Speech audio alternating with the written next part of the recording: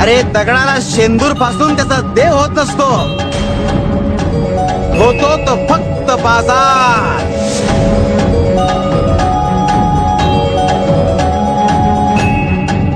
भीतीचा बाजार. आणि त्या बाजाराला फशी पडू नका. अरे डोकं टेकवायला योग्य पाय निवडाल तर तुमचे पाय मोक्षापर्यंत पोहोचतील.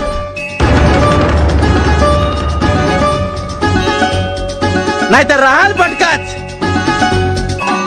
अरे देव प्रेम, श्रद्धा आणि विश्वास याशिवाय काही मागत नसतो. आणि जो मागतो तो देव नसतो.